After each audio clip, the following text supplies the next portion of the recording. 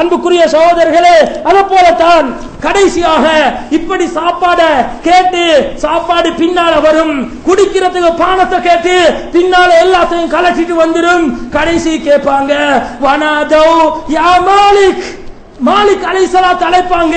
மாலிக் அலைஹிஸ்ஸலாமே நரகத்துக்கு பொறுப்புதாரி, அவரை கூப்பிடுவாங்க. லியக்தி அலைனா ரப்புக், நீங்க அல்லாஹ்ட்ட கேளுங்க, இந்த வேதனை விட்டு எங்களை பாதுகாக்கிறதுக்கு இவ்வளவு வேதனை செஞ்சது போதும், எங்களை சொர்க்கத்துல போடுங்க என்று கேட்பாங்க. மாலிக் அலைஹிஸ்ஸலாம் சொல்லுவாங்க, கால இன்னக்கும் மாகிசூன், நீங்க இதுல இருங்க. ஏண்டா உலகத்துல உங்களுக்கு நல்ல விஷயங்களை சொல்லி தந்தாங்க, வந்தாங்க தானே நபிமார்கள், குர்ஆன் ஹதீஸ படிச்சு தந்தாங்க தானே, குத்துபாக்களை கேட்டீங்க தானே, அமல் செய்யல தானே, இப்ப இதிலே இருங்க என்று சொல்லி கதவை மூடிடுவாங்க. அன்புக்குரிய சகோதரர்களே, இப்படியான ஒரு வாழ்க்கை தான் நரகக்குழியாக இருக்கும். இதை விட்டு நாங்க ஒவ்வொரு நாளும் அல்லாஹ்ட்ட பாதுகாப்பு தேடிக்கொள்ளணும். ஸல்லல்லாஹு அலைஹி வஸல்லம் சில விஷயங்களை சொன்னாங்க. சிலர்கள் நரகத்தில் இருப்பாங்க, நாங்க அந்த கூட்டத்தில் இருக்க கூடாது. அதுல வீட்டுல பெண்மணிகளுக்கு சொல்லி கொடுங்க, மனைவி மாதிரி இருக்கிறாங்களா, குமரி பெண்கள் வீட்டில் இருக்கிறாங்களா சொல்லி கொடுங்க. நபி அவங்க மியராஜுக்கு போறாங்க, போன டைம்ல கண்ட காட்சியில ஒன்று தான், அதிகமான பெண்களை நெருப்புல அல்லாஹ் அப்படியே போட்டுக் கொண்டிருக்கிறான். ஸல்லல்லாஹு அலைஹி வஸல்லம் ஜிப்ரீல் அலைஹிஸ்ஸலாத்து கேட்கிறாங்க, யா ஜிப்ரீல், இது என்ன இந்த பெண்கள்? ஜிப்ரீல் அலைஹிஸ்ஸலாம் சொன்னாங்க, உலகத்துல விபச்சாரம் செஞ்ச பெண்கள் தான் கூடுதலாக நரகத்தில் இருப்பாங்கன்றாங்க. அன்புக்குரிய சகோதரர்களே, பெண்களுக்கு படிச்சு கொடுங்க, மனைவிமாருக்கு படிச்சு கொடுங்க. நபி அவங்க ஒரு ஹதீஸ்ல சொன்னாங்க, நரகத்துல 2 கூட்டம் இருப்பாங்க, அதுல ஒரு கூட்டம் பெண்கள், நிசாவுன் காசியாத்துன் ஆரியாத்துன், உடுப்பு உடுத்து நிறுவனமாக இருக்கக்கூடிய பெண்கள். இன்றைக்கு எங்களுடைய பெருநாள் வருகிறா, எங்களுடைய பெண்களுக்கு, குமரி பெண்களுக்கு எல்லாருக்கும் உடுப்பெடுத்து கொடுக்கிறது, நெட் கவுன்களை தூக்கி கொடுக்கிறாரு, பார்த்தா உள்ளுக்கு எல்லாமே ஷோ, எல்லாமே விளங்குது. அன்புக்குரிய சகோதரர்களே, அந்த பெண்ணை நீங்க நரகத்துக்கு அனுப்ப போறீங்களா?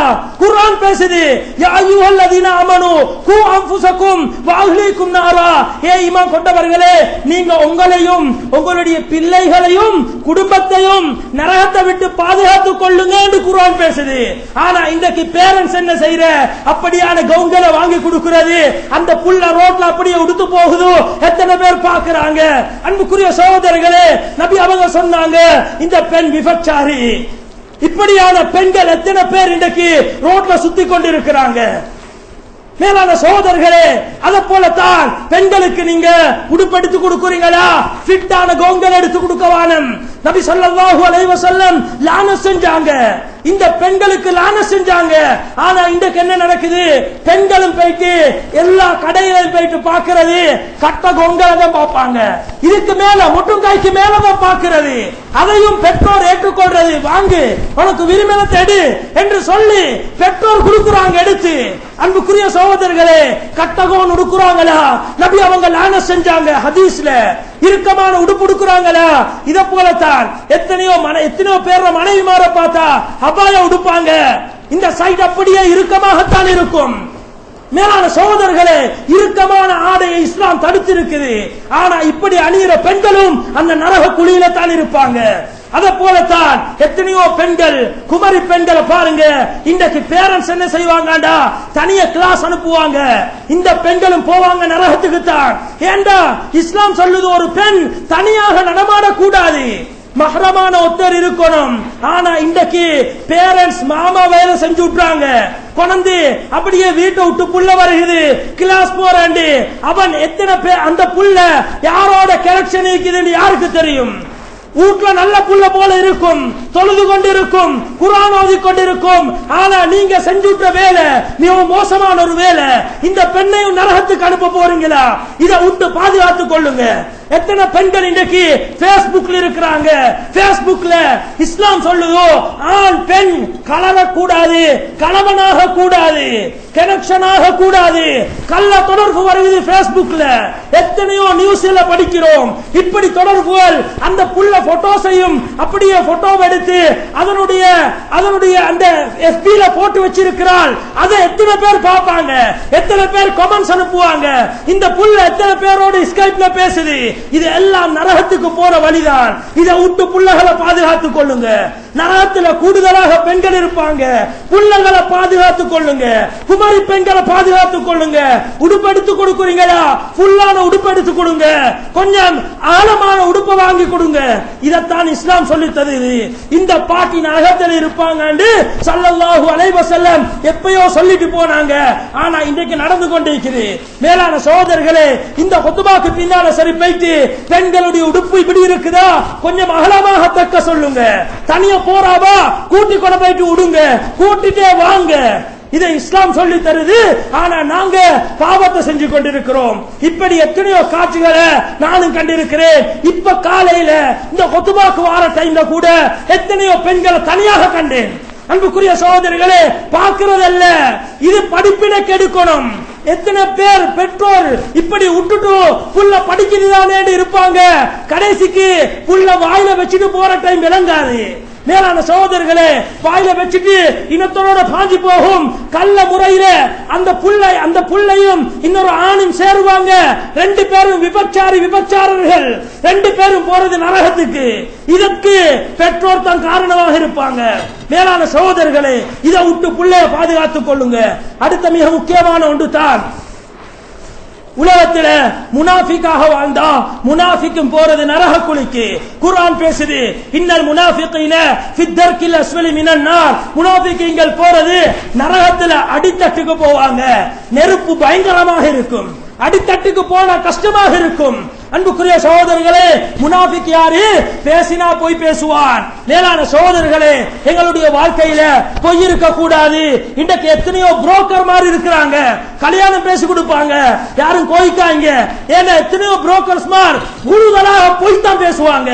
ஏண்டா அவனுக்கு சல்லி வேணும் என்பதற்காக பொய்ய பேசி ரெண்டு குடும்பத்தை சேர்த்து வச்சிருவான். அதுக்கு பின்னால டிவோர்ஸ் கேஸுக்கு எல்லாம் போகும். இவங்க தேடி போக யாரும் இல்ல. இப்படி புரோக்கர்ஸ் மாதிரி எத்தனையோ பேர் இருக்கிறாங்க. இவங்களை விட்டு தவிர்த்து கொள்ளுங்க. இப்படி புரோக்கர் வேலை செய்றீங்களா, நீங்க நரகத்துக்கு ரெடியாக இருங்க. நரகத்தை விட்டு நீங்க பாதுகாக்கணும்டா உண்மையை பேசி அவங்களுக்கு உங்களுடைய அந்த கடமையை செஞ்சு வைங்க. அடுத்தது இருக்கிறது முனாஃபிக், இவன் புரோக்கர். அடுத்தது பாருங்க, பிசினஸ்ல எத்தனை பேர் போய் பேசுறாங்க. ஒரு மனிதர் பைக் பிசினஸ் வச்சுக்கோங்க. பைக் பிசினஸ் இவர் நல்லா ஓடுறாரு. பைக்க நல்லா ஓடிட்டு கடைசிக்கு இன்ஜின் எல்லாம் மாத்தி எல்லாத்தையும் மாத்திட்டு கடைசிக்கு இவர் ஒருத்தருக்கு விற்கும் போது சொல்றாரு, இந்த ஒன்றை நான் மாத்தல, இதுல கண்டிஷன் நல்லா இருக்குது, நான் எடுத்ததுக்கு ஒன்றும் செய்யல.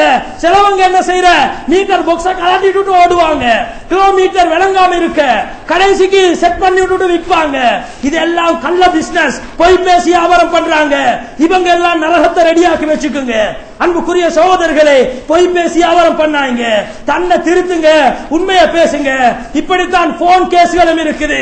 கொண்டு போனா அதை மாத்தி தந்துருவோம் வெற்றி எல்லாத்தையும். அத போல லெப் இருக்குது, லெப்ப கொலபேட்டு கொடுத்தா நாளைக்கு வாங்க தாரேண்டுவார். ஈக்கிற நல்ல பாஸ் எல்லாம் கலட்டி எடுத்துட்டு பழைய பாச போடுவாங்க. அன்புக்குரிய சகோதரர்களே, இவங்க எல்லாம் நரகத்தை ரெடி ஆக்கிக்குங்க. மேலான சகோதரர்களே, இதை விட்டு உண்மையை பேசி வியாபாரம் பண்ணுங்க. மோசடி வியாபாரம் பண்ணாங்க, முனாஃபிக்காக உலகத்தில் வாழாங்க. மேலான சகோதரர்களே, அத போலத்தான் இன்றைக்கு பிள்ளைகளுக்கு பொய் பேச சொல்லி பேரண்ட்ஸ் தான் பழக்கி கொடுக்குறாங்க. பிள்ளைகள் என்ன செய்யற, உனக்கு நான் இன்றைக்கு இந்த போலை வாங்கி கொண்டு வரேன்னு சொல்லுவாங்க, ஆனா வாங்கிட்டு வர மாட்டாங்க. பிள்ளையோட பொய் பேசுறாங்க. மேலான சகோதரர்களே, ஸல்லல்லாஹு அலைஹி வஸல்லம் அவங்க கூட சொன்னாங்க, நீங்க பிள்ளைகளோட பொய் பேச வேணாம். பிள்ளைகளுக்கு ஒரு விஷயத்தை சொல்றீங்களா அதை செஞ்சு கொடுங்கன்னு சொன்னாங்க.